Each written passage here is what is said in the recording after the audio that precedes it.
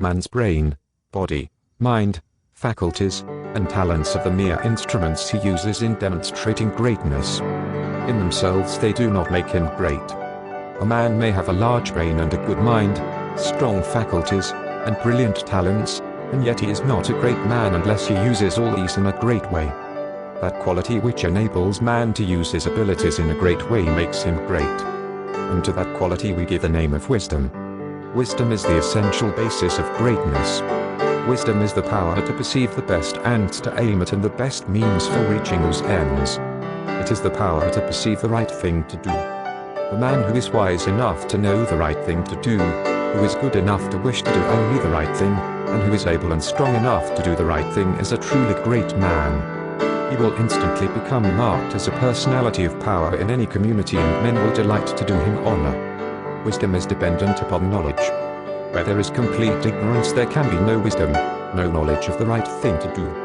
Man's knowledge is comparatively limited, and so his wisdom must be small, unless he can connect his mind with knowledge greater than his own and draw from it, by inspiration, the wisdom that his own limitations deny him. This he can do. This is what the really great men and women have done. Man's knowledge is limited and uncertain. Therefore he cannot have wisdom in himself. Only God knows all truth. Therefore only God can have real wisdom or the right thing to do at all times, and man can receive wisdom from God. I proceed to give an illustration. Abraham Lincoln had limited education, but he had the power to perceive truth. In Lincoln we see preeminently apparent the fact that real wisdom consists in knowing the right thing to do at all times and under all circumstances, in having the will to do the right thing, and in having talent and ability enough to be competent and able to do the right thing. Back in the days of the abolition agitation, and during the compromise period, when all other men were more or less confused as to what was right or as to what ought to be done, Lincoln was never uncertain. He saw through the superficial arguments of the pro-slavery men. He saw, also, the impracticability and fanaticism of the abolitionists.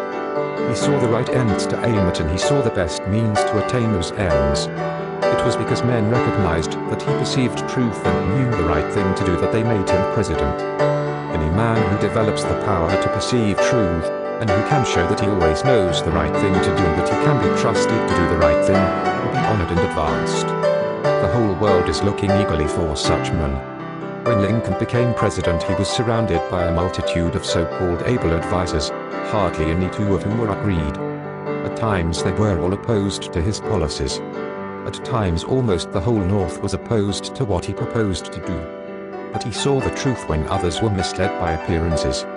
His judgment was seldom or never wrong. He was at once the ablest statesman and the best soldier of the period.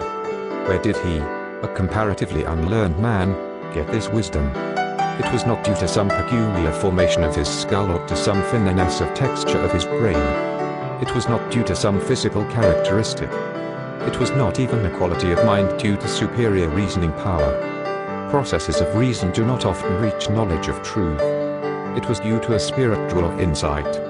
He perceived truth, but where did he perceive it and whence did the perception come? We see something similar in Washington.